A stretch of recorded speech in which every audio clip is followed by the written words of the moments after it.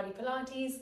Welcome to this short video where I'm hoping to help you with your neck and your shoulders. So you might be here because you're feeling tightness, stiffness, achy around this whole area, neck and upper back and shoulders, and you're not really sure or you've tried a couple of things and you need a little bit of help.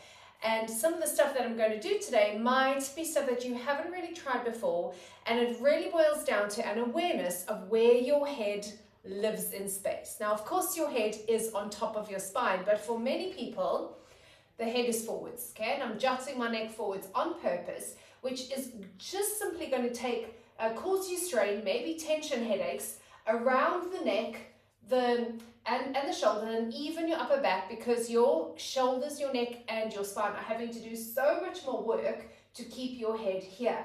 If your head was actually on top of your spine and aligned, which I'm going to teach you a couple of things to help you with that, then you're going to suddenly feel, hopefully, in a lot less discomfort or pain.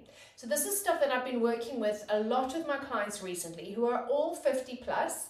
And they take this on board and they go about their daily lives, go for their walks, the dog walks, whatever it is, driving their cars, standing around, cooking, brushing their teeth, but they take this sort of newly found head position with them, and suddenly they feel much more ease. So I hope you experience that too.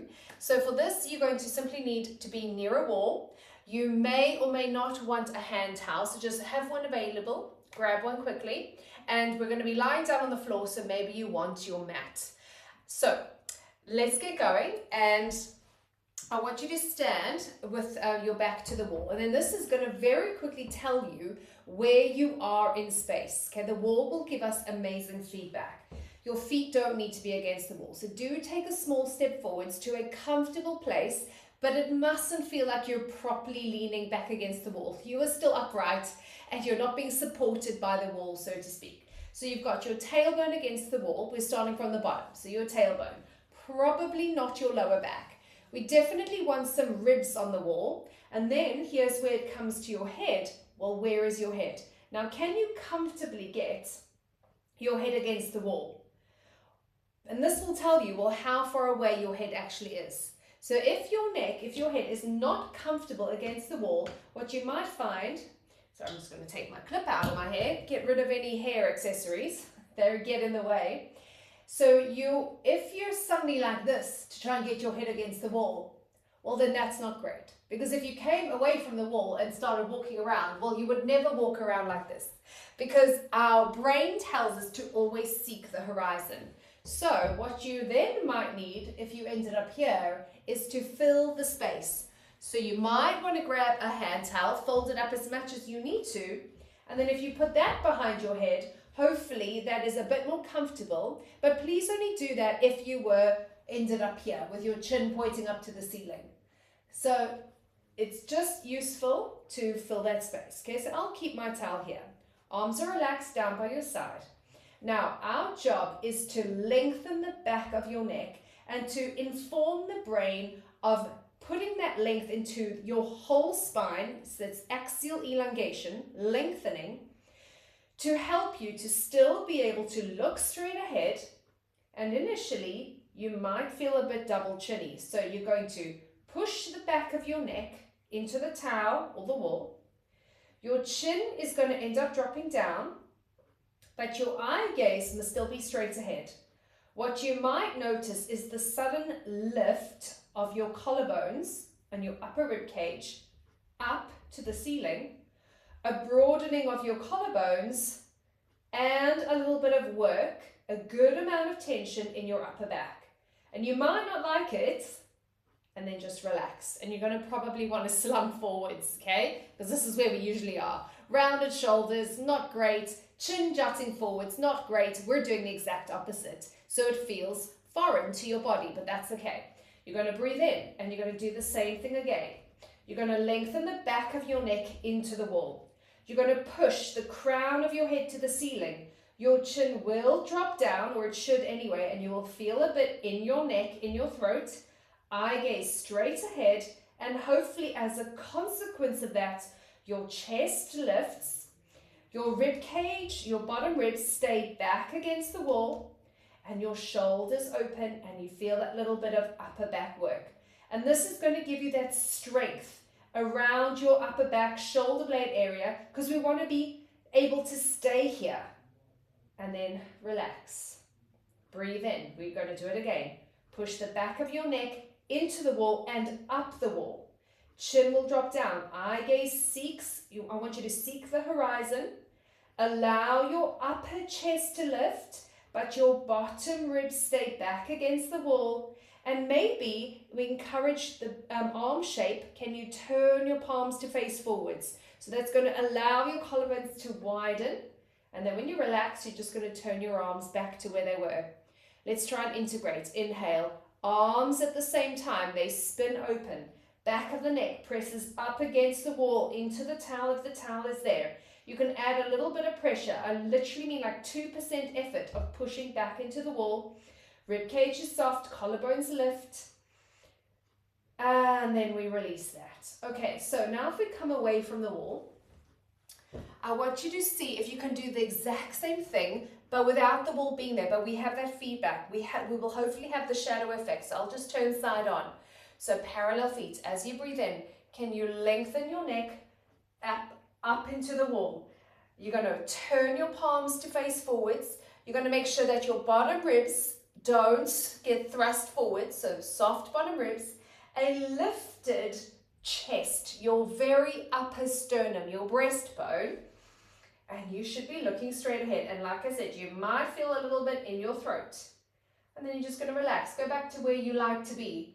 And hopefully you now realize, oh, maybe that's not great. Maybe I shouldn't be here. No, you shouldn't. We want to be here. So refine that axial elongation. You're going to turn your palms to face forwards. You're going to feel that broadening across your collarbones. Your shoulders will melt towards your spine.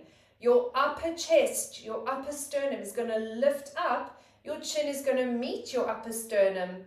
Just until you get used to this, this is what it's going to feel like. And then you're going to release. Okay, and you're going to let all that switch off. And we're going to do that one more time, but imagining that wall is there. Breathing in.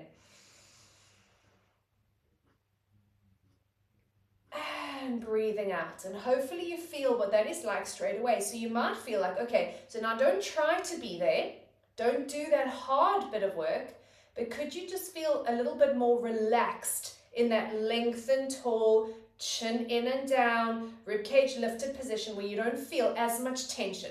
Initially, yes, we felt the tension, but now hopefully there is a little bit less. So we want to be able to carry that sort of sense of strength around with us as we continue our days, go about our daily lives. So now let's try and do that, some of that work, but now lying on your back. Okay, we're also going to be lying on your front. So put the towel under your head if you needed it when you were standing. Okay, so it's the same thing here. I need you to send the back of your neck down to the floor. Your chin is going to drop down and your chin is going to meet your upper breastbone. Your upper breastbone is going to meet your chin. You're going to turn your palms up to the ceiling. Feel how your collarbones widen, and there's a little bit of work around your shoulder blades and very upper back. And then you're going to exhale and just relax. Turn your hands down. Inhale. Now, the horizon in this case, because we're lying down on our back, is the ceiling. So I need you to make sure that you can still see the ceiling. Your chin is down, but you've got to look up. And you're going to relax. And so again, we get this feedback from the floor instead of feedback from the wall, but it's the same thing. We need to practice this in a number of ways. Turn your palms up. Inhale, back of the neck lengthens down. We are showing the brain, because your brain controls your movement and it's responsible, as well as your eyes, for your posture, where you are in space. So we're just trying to learn from the ground and learn from the wall and take that into our daily lives. Palms are up, chin is down, sternum meets your chin, chin meets your sternum, but those ribs are still soft and down to the ground. And then we're just going to release that. Okay, and you might need to do this a few times to really get this embedded into your nervous system. Okay, so now we're going to come up and lie on your front. And you might decide to use this towel. You work that out for yourself.